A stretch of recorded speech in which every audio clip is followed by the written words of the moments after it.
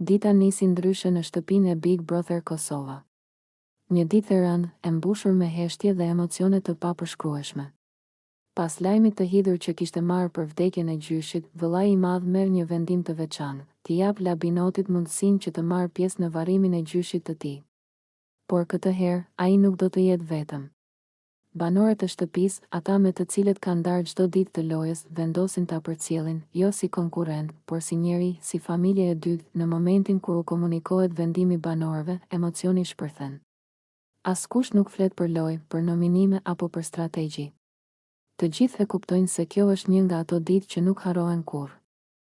Labinoti qëndron në mes tyre, i heshtur, me sytë e skuqur nga lotët dhe me një dhimbje që nuk largohet. Ai i falenderon me zë të ulët, sepse fjalët i mungojnë, rruga drejt varrimit është e heshtur. Në autobus, secili është i zhytur në mendimet e veta. Disa shikojnë nga dritarja, disa mbajnë kokën ulur, ndërsa Labinoti mban duart e mbledhura fort, sikur po përpiqet ta mbajë veten. Dhimbja e tij është e qetë, por e thellë. Nuk qanë me zë, por lotët i rrëshqasin pa u ndalur, kur mbërrin, atmosfera bëhet edhe më e rëndë. Familjarët e presin Labinotin me lot në sy. Përqafimet janë të forta, të gjata, të mbushura me dhimbje dhe mall. Në atë moment, ai nuk është më banor i Big Brother, por nipi që po kthehet për t'i dhënë lamtumirën e fundit gjyshit të tij. Në oborrin e shtëpisë, Labinoti ndalet për pak. Shikon rreth e rrotull, sikur kërkon gjyshin me sy. Kujtimet i vërshojnë njëra pas tjetrës. Fjalët e tij, këshillat, buzëqeshja e qetë, dora që gjithmonë i ka qëndruar mbi shpatull. Ai merr frym thellë dhe pëshpërit, e di që nuk më dëgjon më, por jam këtu, gjysh. Gjatë ceremonisë së varrimit, heshtja është totale. Vetëm zëri i imamit dhe pshërtimat e njerëzve dëgjohen. Labinoti qëndron pranë arkivolit, i mbështetur nga familjarët dhe nga banorët e shtëpisë. Në fytyrën e tij lexohet një dhimbje e pastër. E vërtet.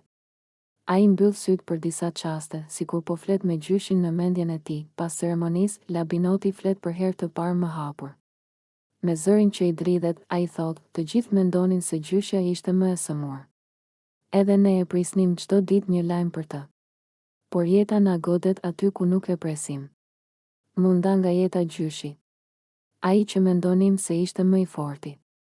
Ai ndalet për një moment, lotët i mbushin sytë dhe vazhdon, kam qenë shumë i lidhur me të.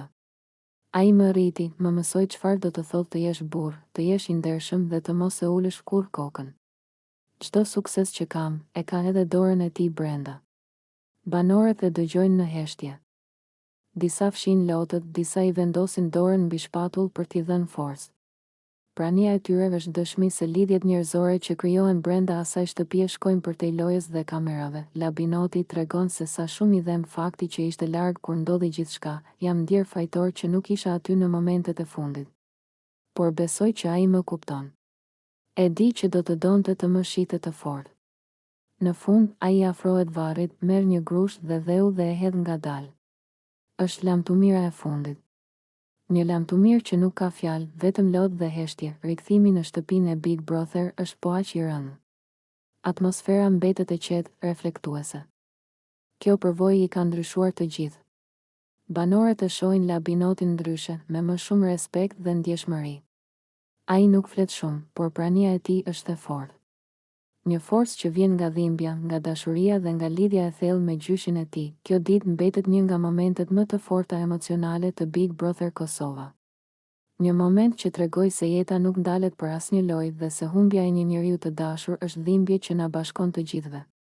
Labinoti, me dhimbjen e tij, na kujtoi vlerën e familjes, të rënjëve dhe të dashurisë së pastër që vetëm një gjysh dita jap, sepse edhe kur mendon se dikush tjetër është më i sëmur, jeta vendos ndryshe. Dhe kur humb gjyshin, humb një pjesë të vetes. Por kujtimet, mësimet dhe dashuria e tij do të jetojnë përgjithmonë.